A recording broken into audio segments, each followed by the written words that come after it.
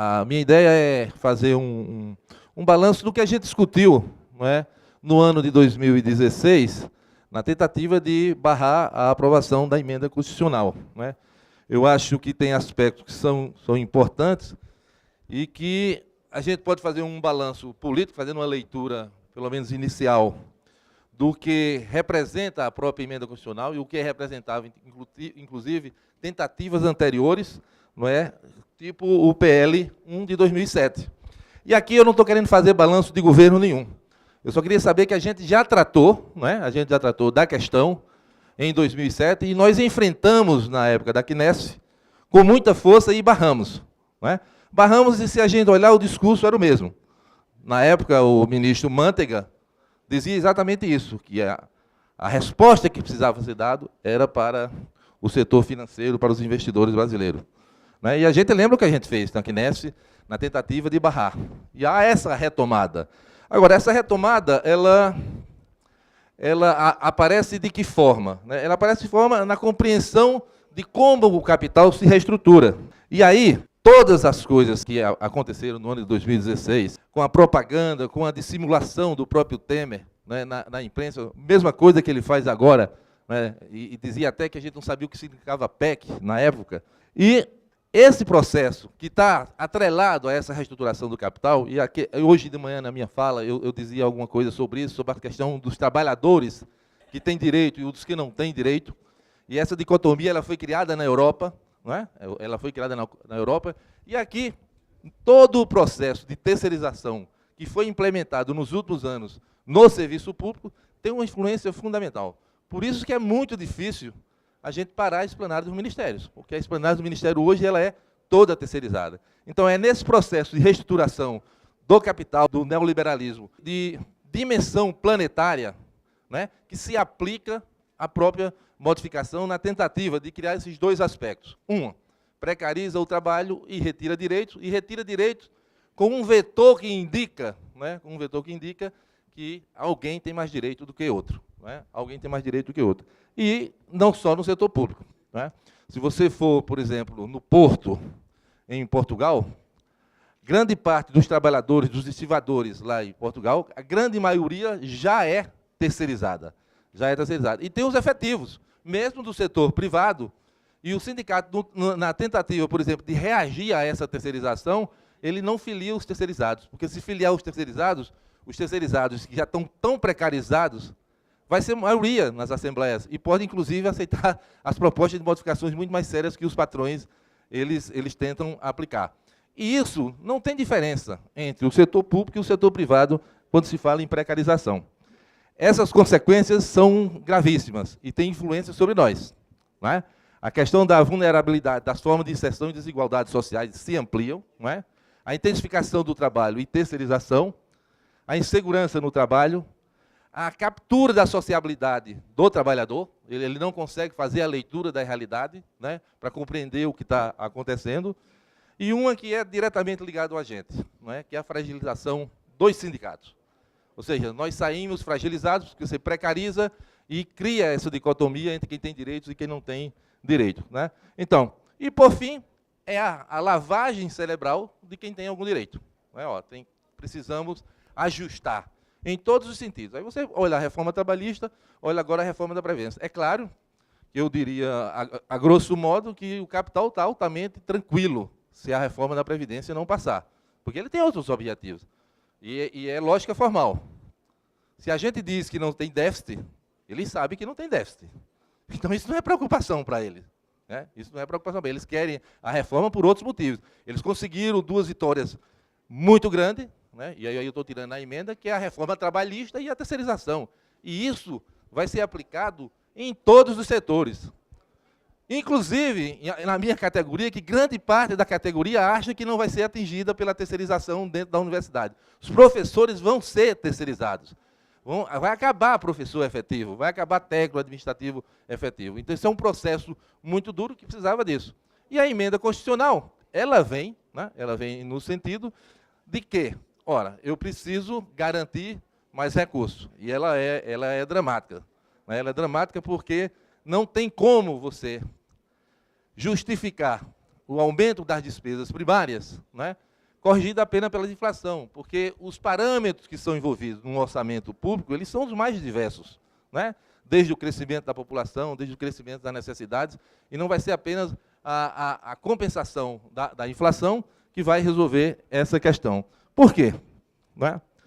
Porque essa política econômica de ajuste fiscal ela não é nova, né? Isso vem de muito tempo, né? Pelo menos eu estou retomando apenas de Fernando Henrique para cá. E essa é a linha, né, de que você tem que criar, que vai faltar dinheiro, né, e começa o desfinanciamento do setor público.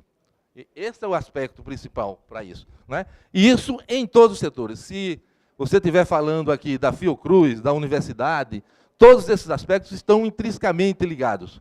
Sucateamento e perda de autonomia, isso no setor público, das instituições, tipo a FUNAI, a própria universidade em si. Então, você não tem como ter recurso, você perde, inclusive, a questão da autonomia, porque sem dinheiro você não tem autonomia também para executar as suas políticas, né? E aí, é só a gente relembrar, né? De respeito à base de reposição de perdas salariais, isso a gente começa exatamente, novamente não estou fazendo balanço, estou só lembrando, mas a gente lembra do primeiro ano, em 2003, do governo Lula. A gente dizia, a Constituição garanta a reposição dos servidores públicos. Todo mundo lembra do 0,01. Não é? Então, a proposta que veio para os servidores públicos era 0,01, para dizer que não estava cumprindo a Constituição. Uma tentativa de burlar. Eles não respeitam a Constituição de toda forma, ainda inventam uma burla dessa. Depois, o que foi que eles fizeram conosco? Vamos lá trabalhar separados. E é isso que nós temos hoje. Por isso que a gente tem muita dificuldade de conseguir um índice só. Por quê? Porque, como eles negociaram com várias categorias diferenciadas, e as categorias tiveram diferença, é difícil você encontrar nesse arcabouço numérico imenso um valor que represente a reposição das perdas que todo mundo tem. Alguém vai sair perdendo ou alguém vai sair ganhando, pela forma como foi estruturada, aquelas mesas de enrolação que foram criadas e que nos enrolou durante muito tempo, né? Então, eu acho que esses são aspectos que são importantes. A outra coisa, a reforma trabalhista e terceirização, para todos os setores. Fim de progressões e promoções no setor público, né? Terceirização das atividades meio, que veio muito antes e agora irrestrita, tá? E o reajuste linear e plano de carreira. Então, todos esses aspectos, eles já vinham sendo trabalhados independente da emenda constitucional. Agora você tem a emenda para dar suporte a isso. Então, essa perda de autonomia e todo esse conjunto, a partir da política definida de ajuste fiscal, é que impõe as medidas. O que é que a gente precisa fazer? Aí eu acho que a gente não fez um debate que conseguiu fazer com que a sociedade entendesse. Aliás, nem todas as categorias, e novamente, sem querer estar comparando, de fazer balanço agora entre nós. Mas nem todas as categorias fizeram greve, por exemplo, contra a emenda constitucional. Né? O Andes conseguiu ainda fazer uma greve contra a emenda constitucional. Foi uma das únicas categorias que fez greve contra a emenda constitucional. A gente não conseguiu construir uma greve para barrar a emenda constitucional. Então, ele passou com uma certa facilidade. Né? Passou com uma certa facilidade, porque não conseguimos construir entre nós e dialogar com a sociedade para eles entenderem que o mais prejudicado, o setor mais prejudicado seria a população mais pobre, quem necessita de serviço público. Bom, associado a tudo isso, é essa reforma ligada à reestruturação do capital, tanto do setor público como do setor privado. Né? Você vai ter os casos da Espanha, da Grécia, inclusive que eles ficam usando para nos ameaçar. Né? Usando para nos ameaçar. Ó, daqui a 3 anos, né? Daqui a 3 anos, eu escutei, inclusive, aqui na mesa hoje, que o rapaz do diabo disse que não vai pagar a Previdência. Me parece que a gente entra exatamente na linha dos caras, da ameaça para nos assustar. Né? Essa semana rodou nas redes sociais que o governo ia atrasar o salário. Né? Provavelmente era uma estratégia, e eles analisaram, vamos atrasar salário no mês de janeiro, mas ó, já não tem salário, então precisa aprovar a reforma da Previdência. Então, é todo um aspecto ligado fundamentalmente a toda essa reestruturação. Tá? Bom, o que é que eles usam? Né? O que é que eles usam? Aí a mídia, e é isso que a gente precisa ver, como é que a gente vai lutar para enfrentar uma revogação de uma emenda constitucional. Primeiro porque nós não temos todo o suporte que eles têm da mídia. E a mídia consegue fazer o que eles querem. Né? O que eles querem. Você tem uma massa, né? Inclusive eles fazem uso disso. O Temer foi lá para o Silvio Santos, e a gente sabe que a grande massa, né, com sua sociabilidade capturada, assiste o Silvio Santos. Né? E o Silvio Santos não engana as pessoas a partir de ontem, nem com o Temer. Ele já vende o baú da felicidade há muito tempo. Então já tem muita gente, né, sendo iludida com o baú da felicidade do Silvio Santos. Ainda coloca o outro, com o ratinho. Então, essa mídia, né, dependendo da forma como se trabalha, e que nós não temos os espaços suficientes para enfrentá-lo, a gente precisa agir de outra forma. Né? Como é que vai fazer esse diálogo? Hoje eu conversava com um pessoal que está organizando um movimento aí do mais para discutir como é que nós vamos enfrentar e como é que a gente vai construir isso. As pessoas acham, eu ainda acho que um dos lugares razoáveis para você começar a discutir isso, mas isso leva 50 anos para onde quer, é a escola. Né? Mas, nesse momento, como é que você vai dialogar com a sociedade para dizer que você não vai ter seus direitos, você não vai ter hospital, você não vai ter escola daqui a 10, 5 anos, se a emenda constitucional continuar valendo. Né? Bom, eu juntei algumas mensagens que a gente leu durante o período, né, que eles estavam tentando aprovar. Né? Então, veja isso, o fluxo estrangeiro não virá imediatamente após o impeachment. Esse evento é apenas um primeiro ponto de um checklist. Entra no debate dos companheiros que foi golpe, não foi. Na compreensão de que o que era que estava sendo montado. Né? O que estava sendo montado. E deve ser monitorado pelo estrangeiro, que inclui também a aprovação da PEC 241, que é a emenda constitucional. Na reforma da Previdência, entre outras reformas. Está no valor econômico de 1º de setembro de 2016. Isso é uma frase do presidente do Banco of America. Né? Ele vem para o Brasil e diz, no Brasil, exatamente o que era que tinha que ser feito. E mais algumas. Né? Mais alguma. Essa foi da Estado de São Paulo, uma luz no fim do túnel. Né? Decreto editorial do Estado de São Paulo. Terça, dia seguinte à aprovação da Câmara dos Deputados. Piso para o futuro. Né? Proclamava o editorial da Folha de São Paulo. Então, tinha todo um arcabouço montado, né, e do qual nós não demos conta, porque é muito difícil enfrentar toda essa enxurrada para a sociedade, como está sendo feito com a Previdência. Por que nós seguramos a Previdência? Né? Por que nós seguramos? Eu acho que a Previdência, a gente botou os braços para fora no ano passado e botou gente na rua. Claramente, eu não tenho a menor dúvida que a greve de abril, a maior greve da história desse país, foi quem barrou a reforma da Previdência. E nós íamos barrar a reforma trabalhista. Nós íamos barrar. Se não fosse o acontecimento do dia 30 das centrais, das grandes centrais, e eu vou usar a palavra recuar, porque eu estou aqui para tentar construir a unidade para que a gente saia daqui, inclusive esquecendo algum desses episódios, para que a gente possa enfrentar o que tem pelo futuro. Se não fosse aquilo, a gente tinha barrado a reforma trabalhista também. Então, eu acho que toda essa junção de elementos que são colocados nos deixaram numa situação muito ruim. Esses dados aqui são os dados do que a mídia, isso foi publicado na Carta Capital, do que a mídia recebeu depois que o Temer, vocês devem ter visto, que o Temer assumiu. A grana que ele liberou para a Globo, Bandeirantes, para trabalhar exatamente a emenda, e ainda deve estar cumprindo para a emenda constitucional. E aqui é um laboratório que tem na UERJ, da Universidade Estadual do Rio de Janeiro, que controla o funcionamento da mídia. Né? Tem os gráficos, por exemplo, esse gráfico aqui, vermelhinho aqui, indica a variação temporal nos dias quando eles falavam mal, por exemplo, da Dilma. Então, toda a mídia, eles mediam todas as notícias dos grandes órgãos e viam o processo que eles estavam construindo para incutir na sociedade um determinado ponto. Então, existe um trabalho, e hoje comprovado cientificamente, que havia aquele trabalho na tentativa de convencer a população. O Noam Chomsky já dizia isso há muito tempo, não é? E desmistificar a PEC, na época, era papel da gente, né? Que os argumentos eram falsos, tá certo? Na verdade, o novo regime propunha retirar da sociedade e o parlamento a prerrogativa de moldar o próprio orçamento em si, e quem ganha e quem perde. Né? Quem perde a gente, não tem dúvida. Né? Nós não temos dúvida sobre isso. Né? O que é que vai acontecer? Né? O que é que vai acontecer? Se você fixa o teto, e, independente disso, isso também tinha lá no PLP 1 de 2007, que era a integração do valor do reajuste dos servidores públicos ao crescimento do PIB. Né? Então, se o PIB crescia, ainda tinha os 2,5%. Lá ainda tinha a vantagem que tinha 2,5% acima disso. Então, o PIB vai continuar crescendo, o país vai crescer, mas ele não vai estar de acordo com a própria inflação. Então, essa relação PIB-despesa primária, ela vai tender sempre a aumentar. No final, eu vou tentar mostrar um gráfico do que vai ser em 2036. Aqui é um outro gráfico também que mostra exatamente o comportamento da despesa, porque o que se dizia que era um mito, o governo estava gastando muito, né? O governo estava gastando muito, por isso precisava tentar fazer com que não tivesse um controle dos gastos. E o que mostra aqui, veja bem, no governo de FHC, esses 4 governos, a relação de gastos do governo foi exatamente em relação ao PIB, 3,9, o Lula 5,2 no primeiro, 5,5 no segundo, e começava a ter uma tendência de queda.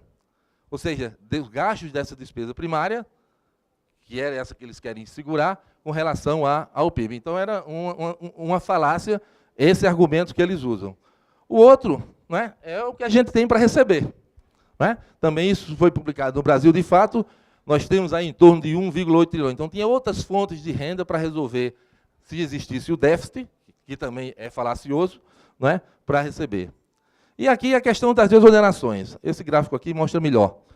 Esse gráfico mostra exatamente os gastos tributários, que são as desonerações que o governo aplica na sua política diária. Então, o gráfico verdinho está mostrando os milhões, em milhões de reais, o crescimento de 1997 até 2015. É claro que aparece um aumento, porque a receita aumenta com o passar do tempo, porque ela é corrigida.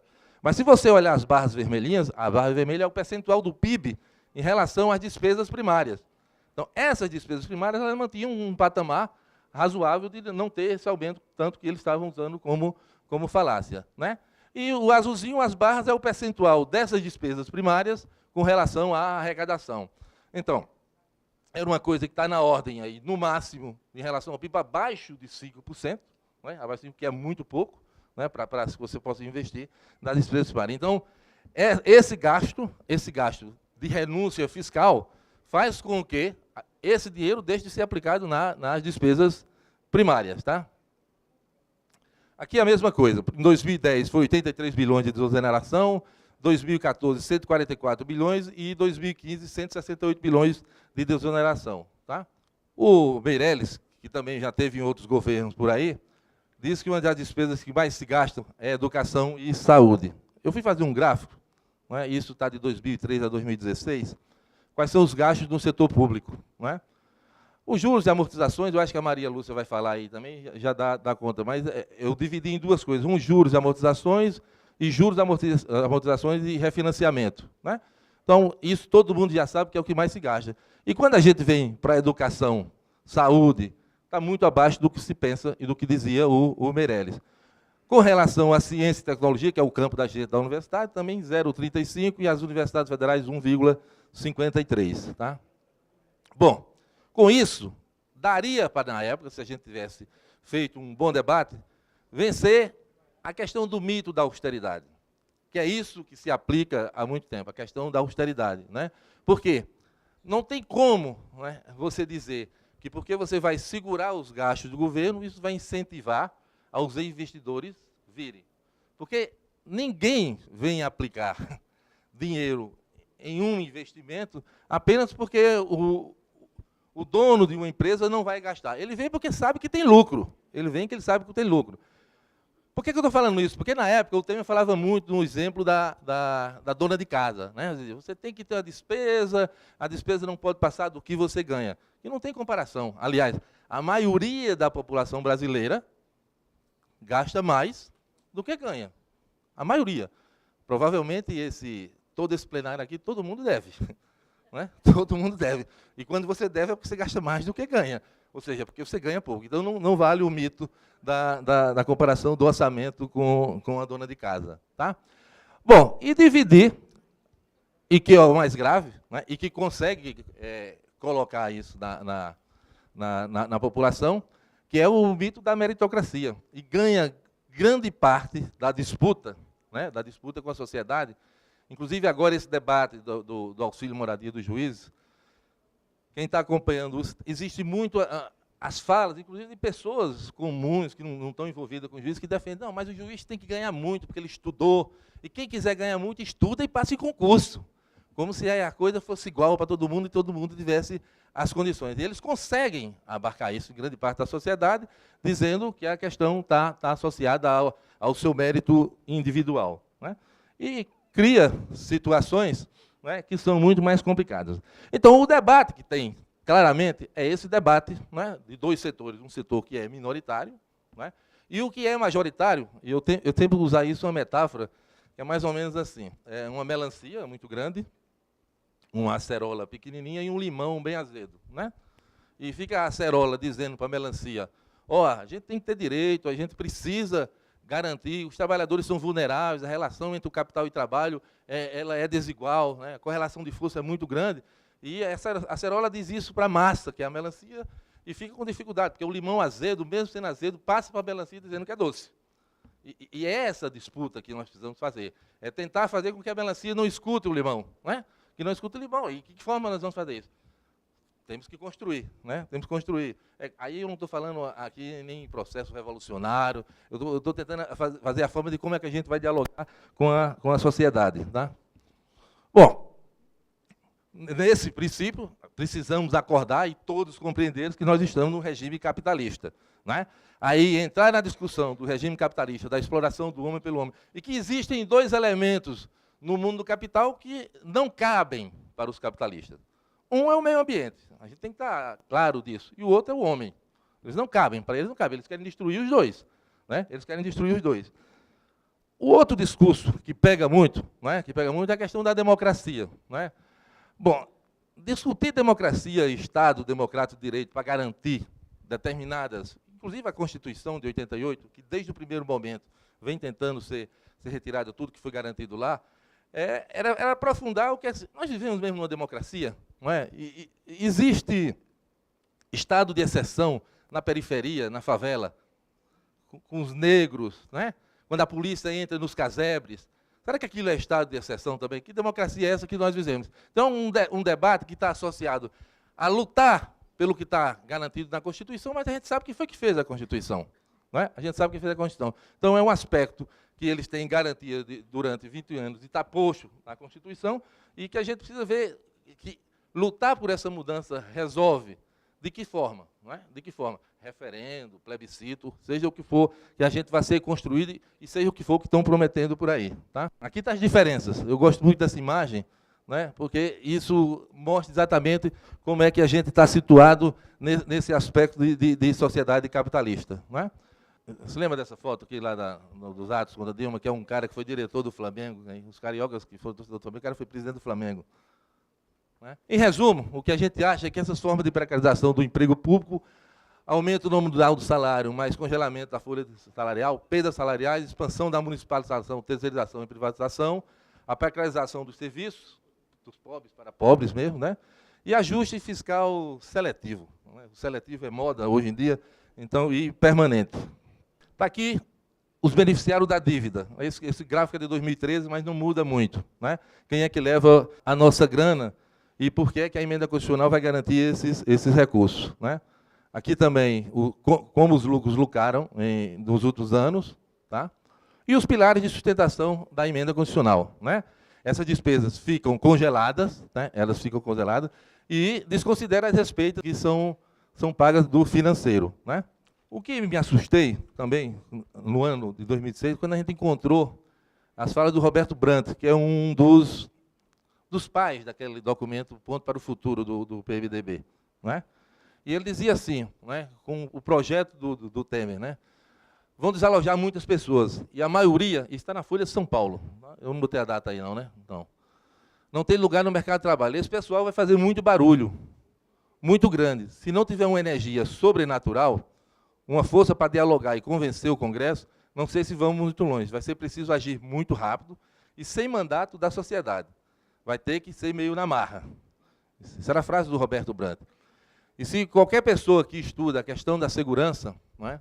Depois que de 2013 para cá, o aumento dos recursos para as secretarias de segurança e para uso policial cresceram enormemente comparado com qualquer outra despesa. Então, precisava também se aumentar o aparato policial da tentativa de reagir, né, contra qualquer reação da classe trabalhadora sobre essas modificações. A outra falácia é exatamente a comparação do crescimento do PIB que estava lá na Lei Orçamentária de 2017, não é? Que é essa linha vermelha aqui.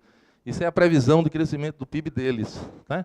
e ali a variação do IPCA, me desculpa, o vermelho, e a variação do PIB. O que é que esse gráfico mostra? Como a linha azul está muito acima da linha vermelha, o que ele está mostrando é que o país vai crescer, dentro da lei orçamentária de 2017, ele reconhece que vai crescer, e que o IPCA vai estar muito abaixo.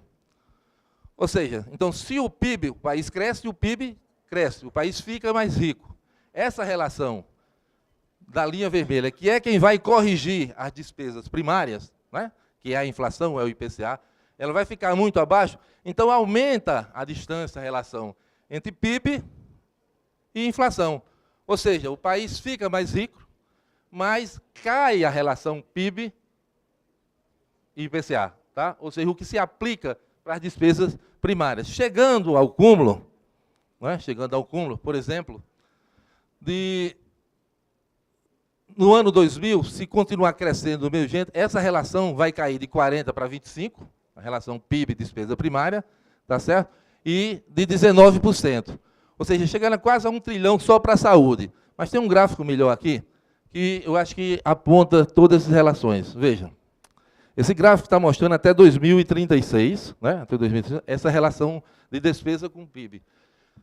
Todas essas despesas, isso aqui é os gastos com a Previdência, então, contraditoriamente ao que eles dizem, a emenda constitucional vai fazer com que você tenha aumento dos gastos com a Previdência, porque você vai arrecadar menos. Você vai arrecadar menos com a emenda constitucional. Então, é contraditório em fazer a reforma da Previdência se eles tivessem razão. Não é? Então, em 2036, ela vai estar na ordem de 8% do PIB.